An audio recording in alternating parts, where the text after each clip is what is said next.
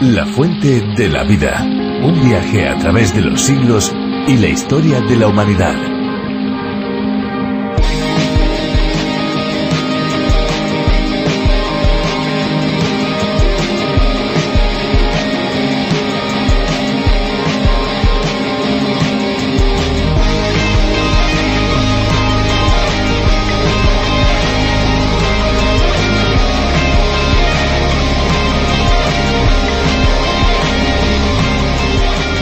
El agua es un recurso indispensable para todos los seres vivos y es importante porque en primer lugar es fuente de vida, ya que sin ella ni plantas, ni animales, ni los seres humanos podríamos subsistir, pero también es indispensable en la vida diaria en usos como el doméstico, el industrial, el agrícola, el ganadero y otros usos similares. La verdad es que el agua es un elemento de vital importancia. De la misma manera que es imprescindible para la subsistencia de cada uno de los seres vivos, no lo es menos para la vida espiritual del hombre. Pero ese agua es un agua especial, un agua que únicamente puede darla Jesucristo. El agua del manantial calma la sed, sí, pero momentáneamente. Pero el agua que ofrece Jesús satisface para siempre. Y aquí estamos de nuevo, amigos, en La Fuente de la Vida, un espacio que se emite de lunes a viernes todos los días en esta misma emisora y a esta misma hora. Les habla Esperanza Suárez. ¿Qué tal, Fernando? ¿Cómo estás? Hola, Esperanza. Pues aquí estamos una vez más dispuestos a acompañar a nuestros amigos en un espacio más de La Fuente de la Vida. ¿Qué tal, amigos? Les saluda Fernando Díaz Sarmiento. La verdad es que a medida que vamos avanzando en La Fuente de la Vida estamos convencidos que este mensaje está lleno de vida y esperanza. Y lo mejor de todo, está llegando a cada uno de ustedes. Por supuesto, de eso no te quepa la menor duda. La Fuente de la Vida es un espacio que tiene su idea original en el programa A Través de la Biblia del teólogo y profesor de Biblia John Vernon McGee. Un programa que se emite en más de 80 países por todo el mundo. Pues ahí radica parte de su éxito. La Fuente de la Vida es un programa adaptado por Virgilio Bagnoni para España. Un programa que cuenta con amigos que desde diferentes lugares del mundo apoyan la transmisión de este mensaje. Uno de sus distintivos es que el oyente que lo desee puede solicitar las notas y los bosquejos de cada uno de los espacios y por supuesto lo puede hacer con la completa seguridad que lo recibirá totalmente gratis. Para ello tienen que estar, amigos, muy atentos porque al finalizar nuestro programa de hoy les daremos la dirección electrónica a la que pueden escribir para solicitarlo. Agradecemos a cada uno de los amigos que hacen posible que estos bosquejos lleguen gratuitamente a cada uno de ustedes. Bueno, Esperanza, yo creo que hechas las presentaciones oportunas es el momento de escuchar buena música, ¿te parece? Pues sí, vamos a disfrutar de una buena canción. Vamos allá.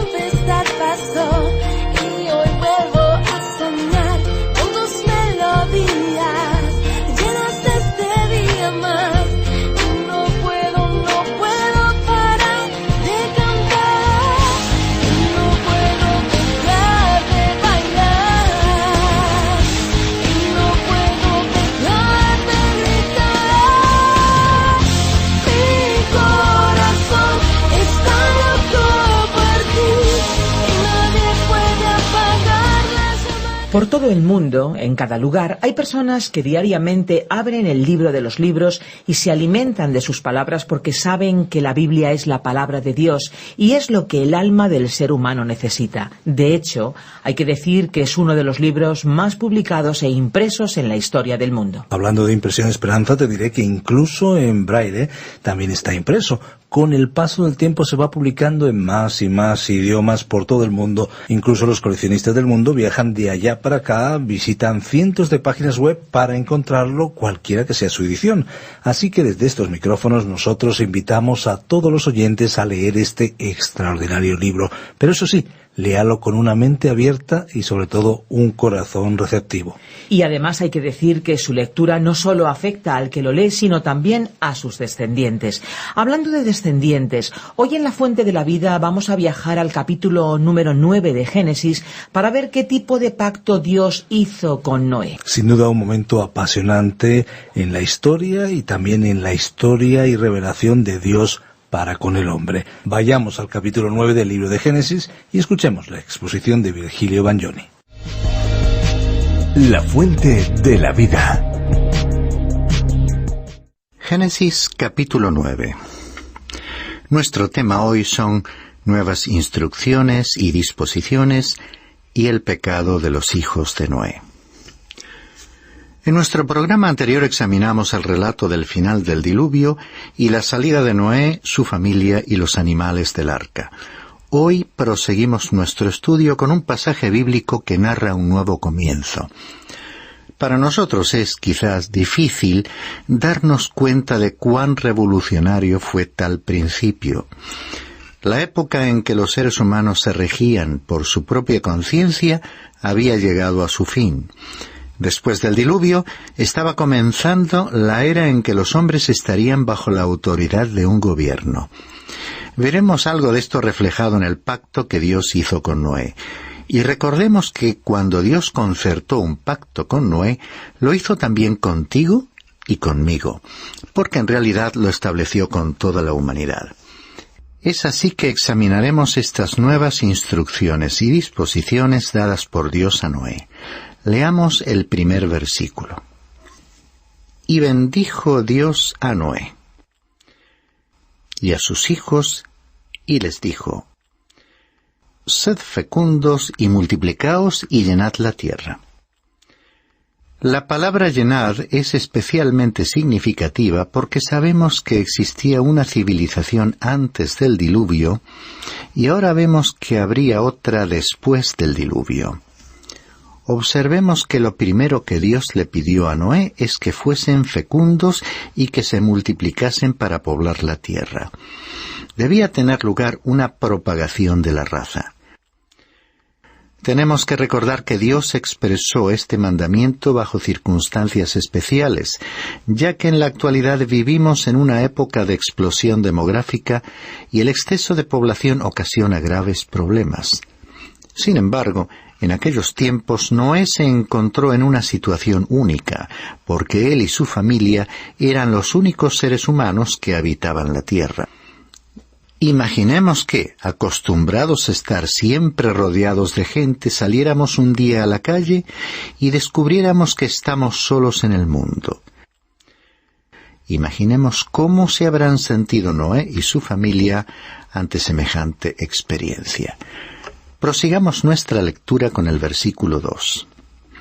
Y el temor y el terror de vosotros estarán sobre todos los animales de la tierra, y sobre todas las aves del cielo, y en todo lo que se arrastra sobre el suelo, y en todos los peces del mar. En vuestra mano son entregados. Otra parte del pacto entre Dios y Noé era la protección y dominio sobre el mundo animal por parte del hombre. En la era anterior al diluvio, esa relación había sido diferente, ya que aparentemente el ser humano no comía carne. Los animales eran domésticos, y como hoy en día nadie habría comido animales de compañía.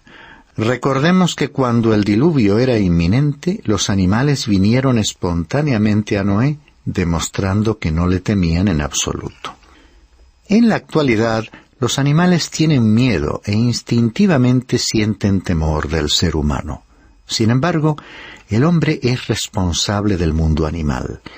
Las relaciones del hombre con estos seres constituyen una historia brutal, pues el ser humano ha tratado de exterminar muchas especies.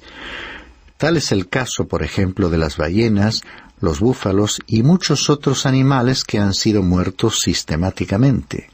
Muchas especies tienen que ser conservadas en reservas naturales y parques nacionales, donde animales y aves están especialmente protegidos. Es evidente que el hombre puede ser una criatura brutal, y los gobiernos tienen que proteger a dichas especies para que no se extingan. Continuemos leyendo el versículo 3. Todo lo que se mueve y tiene vida os será por alimento. Todo os lo doy como os di la hierba verde. Aquí se explica que Dios le dio al hombre una nueva provisión de comida. Antes del diluvio, le había provisto el producto verde de la tierra, las plantas, para alimentarse. Hoy en día, muchas personas son tan aficionadas a una determinada dieta que ello parece formar parte de su religión. También es cierto que en este nuevo período, después del diluvio, Dios le dijo al hombre que podía comer carne. Sin embargo, Dios prohibió comer la sangre. Leemos en el versículo 4. Pero carne con su vida, es decir, con su sangre, no comeréis. Por ello, cuando se fuese a comer un animal, debían asegurarse de que estuviese realmente muerto y que el cuerpo del mismo hubiese sido previamente desangrado, ya que no debía comerse con su sangre, la cual nos habla de la vida misma. Se debía matar al animal de una manera compasiva, no prolongando innecesariamente su sufrimiento. Además, añade los versículos 5 y 6. Y ciertamente pediré cuenta de la sangre de vuestras vidas. De todo animal la demandaré, y de todo hombre, del hermano de todo hombre, demandaré la vida del hombre. El que derrame sangre de hombre, por el hombre su sangre será derramada, porque a imagen de Dios hizo él al hombre.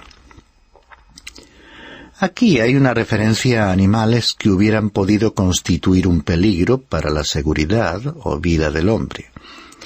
Luego se reafirmó el principio del gobierno. Recapitulando, vemos que al principio de este pacto de Dios con Noé, el hombre recibió instrucciones de propagar la raza, proteger y ejercer dominio sobre los animales, y obtuvo una nueva provisión de alimentos con la salvedad de no comer sangre. Y todo ello culminó con los citados principios de gobierno. A fin de que la vida humana estuviese debidamente protegida, Dios prohibió toda clase de homicidios, estableciendo el castigo del crimen e incluyendo una gran responsabilidad judicial directamente proporcional a la dignidad y a la vida del ser humano, quien, recordemos, fue creado a imagen de Dios. Tales medidas fueron adoptadas en el tipo de gobierno que podríamos llamar teocrático, vigente en aquellos tiempos primitivos, y tuvieron una finalidad preventiva, disciplinar o correctiva, para proteger la propagación de la especie humana. Los versículos 7 al 10 que leemos a continuación repiten para enfatizar aún más las instrucciones del principio del capítulo. En cuanto a vosotros, sed fecundos y multiplicaos.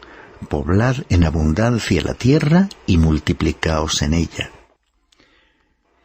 Entonces habló Dios a Noé y a sus hijos que estaban con él, diciendo: He aquí, yo establezco mi pacto con vosotros y con vuestra descendencia después de vosotros, y con todo ser viviente que está con vosotros, aves, ganados y todos los animales de la tierra que están con vosotros, todos los que han salido del arca, todos los animales de la tierra.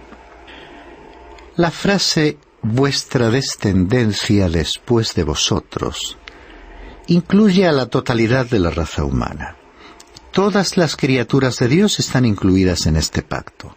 El profeta Isaías predijo una época en la que el león y el cordero morarían juntos en perfecta armonía.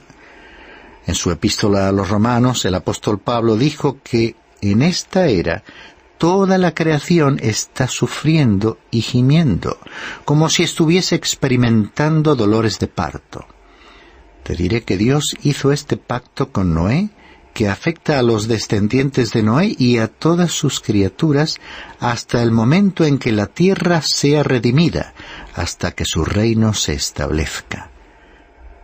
Continuando nuestra lectura, vemos la promesa de Dios de no destruir otra vez la tierra por medio de un diluvio. En el versículo 11 podemos leer: Yo establezco mi pacto con vosotros, y nunca más volverá a ser exterminada toda carne por las aguas del diluvio, ni habrá más diluvio para destruir la tierra. La próxima vez, su juicio sobre la tierra será llevado a cabo por fuego. Encontramos esta última afirmación en la segunda carta del apóstol Pedro, en el capítulo 3, versículos 6 y 7. El mundo de entonces fue destruido, siendo inundado con agua, pero los cielos y la tierra actuales están reservados por su palabra para el fuego, guardados para el día del juicio y de la destrucción de los impíos. En los versículos siguientes vemos una figura del pacto que estamos considerando. En mi opinión, esta expresa el significado espiritual de dicho pacto.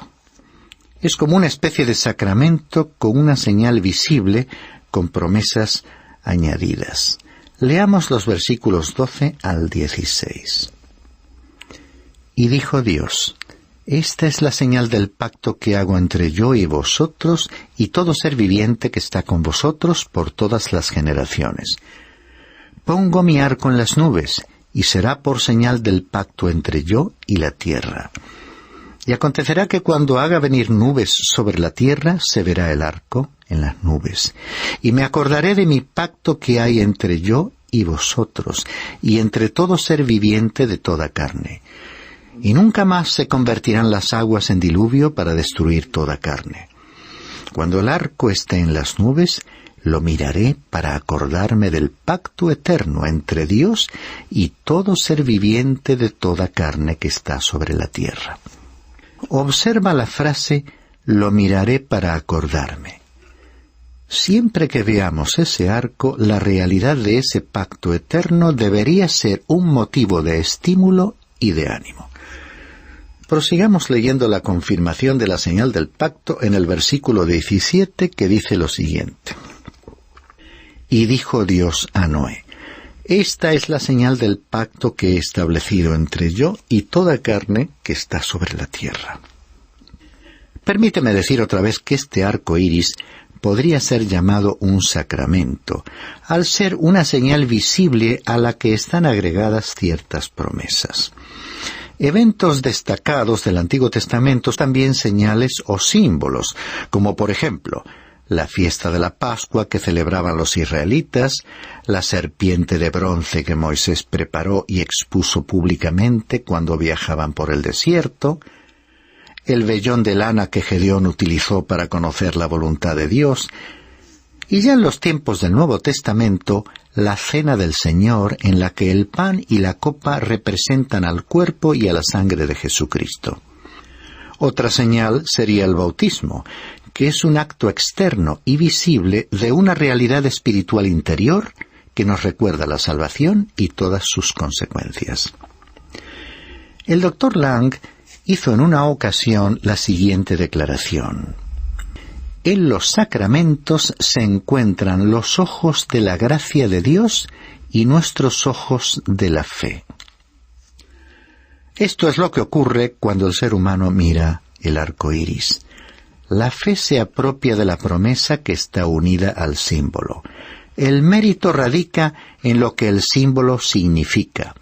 No hay fe en una promesa ni certeza en un símbolo, ya que la palabra y el símbolo van juntos. Dios hizo una promesa y unió una señal, un símbolo al mismo.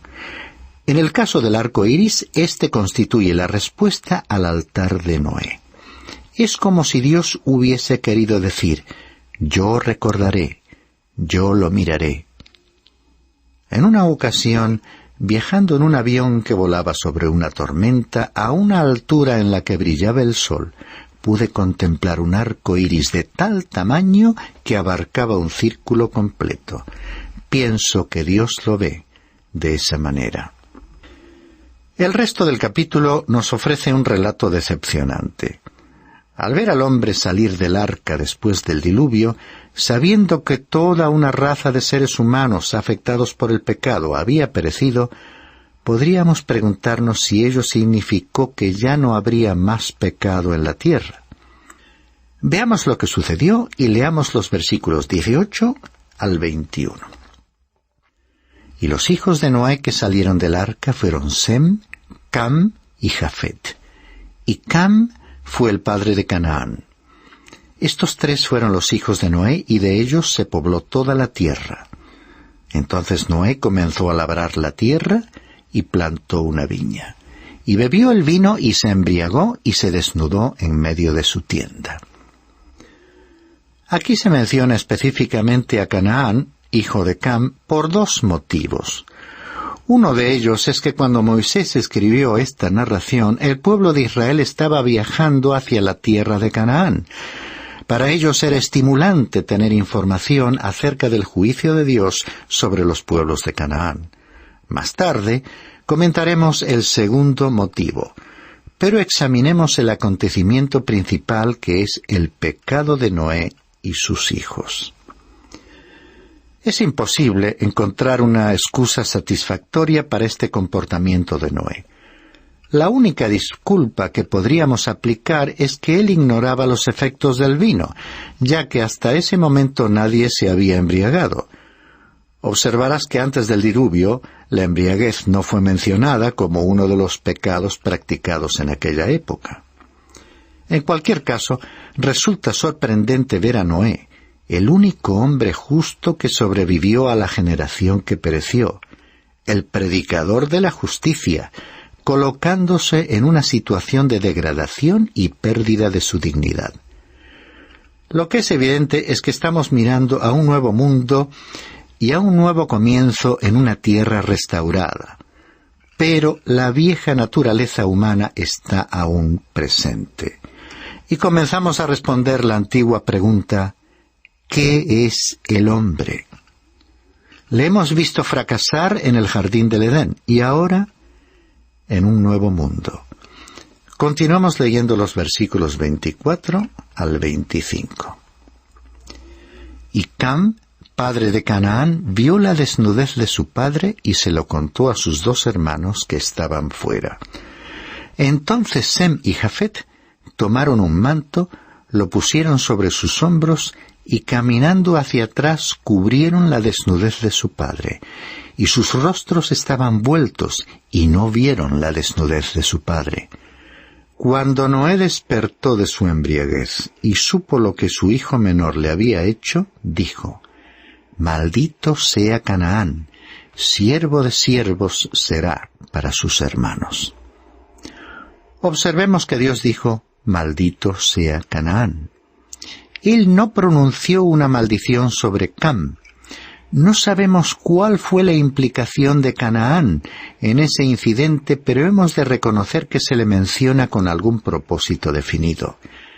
De todas maneras, la maldición, así como luego la bendición, no se aplicó a todos y cada uno de los miembros del grupo étnico representado por el individuo en cuestión, sino que se fue realizando plenamente en la historia del grupo. Aquí surge la pregunta: ¿por qué nos dejó Dios este relato detallado del pecado de Noé? Si el hombre hubiese escrito el libro del Génesis, hubiera hecho una de dos cosas. Habría ocultado el pecado de Noé, no mencionándolo en absoluto para convertirlo en un héroe. O si no, habría convertido este pecado en algo mucho más sórdido de lo que realmente fue. Pero Dios lo registró de esta manera, tal como realmente sucedió, porque tenía un propósito al hacerlo así. En primer lugar, y como ya hemos indicado, su propósito fue estimular, animar al pueblo de Israel para entrar en la tierra de Canaán durante la época de Moisés, haciéndoles saber que Dios había pronunciado una maldición, un castigo sobre Canaán, sobre su raza. Podemos comprobar el cumplimiento de este juicio leyendo el resto del Antiguo Testamento y la historia secular, pues esa raza casi ha desaparecido. Dios tuvo un segundo motivo para que quedase registrado el incidente del pecado de Noé. En su carta a los Romanos, el capítulo 15, versículo 4, el apóstol Pablo escribió lo siguiente: «Porque todo lo que fue escrito en tiempos pasados, para nuestra enseñanza se escribió, a fin de que por medio de la paciencia y del consuelo de las Escrituras tengamos esperanza». Queda claro que estos hechos quedaron registrados para que supiésemos algo sobre la debilidad de la naturaleza física humana.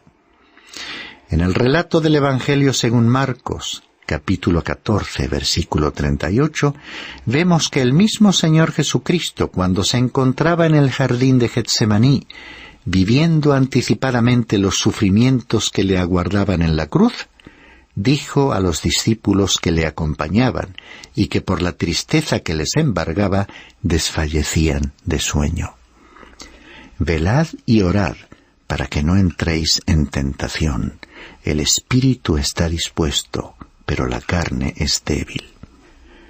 Y en su carta a los Gálatas, capítulo 2, versículo 16, el apóstol Pablo les dice: «Sabiendo que el hombre no es justificado por las obras de la ley, sino mediante la fe en Jesucristo, también nosotros hemos creído en Cristo Jesús, para que seamos justificados por la fe en Cristo y no por las obras de la ley, puesto que por las obras de la ley nadie será justificado». Después de estas citas bíblicas del Nuevo Testamento, finalicemos nuestra lectura bíblica de hoy con los últimos versículos de este capítulo 9 del libro del Génesis. Dijo también: «Bendito sea el Señor, el Dios de Sem, y sea Canaán su siervo. Engrandezca Dios a Jafet, y habite en las tiendas de Sem, y sea Canaán su siervo». Y vivió Noé 350 años después del diluvio. El total de los días de Noé fue de 950 años, y murió.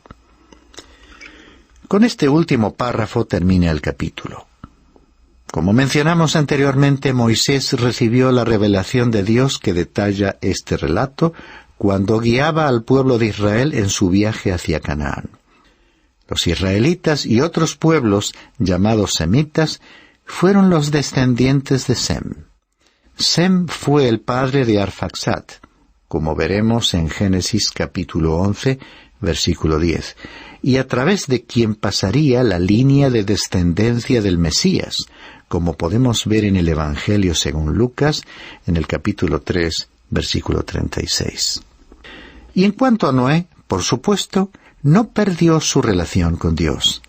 El relato finaliza con los anuncios de bendición y castigo que él mismo pronuncia de parte de Dios para quien vivió y a quien sirvió.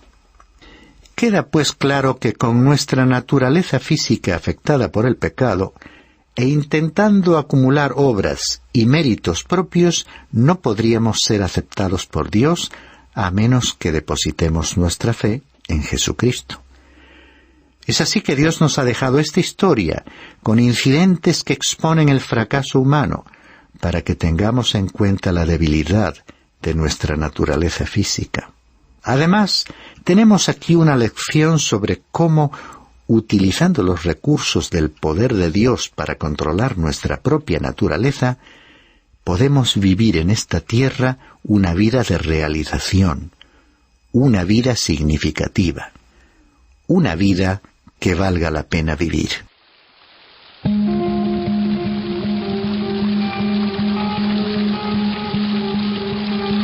Interesante el viaje que hemos realizado en este capítulo 9 del primer libro de la Biblia, el Génesis. Es verdad. Ahora, lamentándolo mucho, es el momento de despedirnos. Pero antes queremos recordarles, como les decíamos al principio, que si desean ponerse en contacto con nosotros, pueden llamarnos a nuestro número de teléfono. Tomen nota: 91 422 0524. 91 422 0524. También pueden escribirnos al apartado de correos 24081, código postal 28080 de Madrid, España. Gracias por acompañarnos en esta aventura y no olvide que hay una fuente de agua viva que nunca se agota. Beba de ella. Este ha sido un programa de Radio Transmundial producido por Radio Encuentro, Radio Cadena de Vida.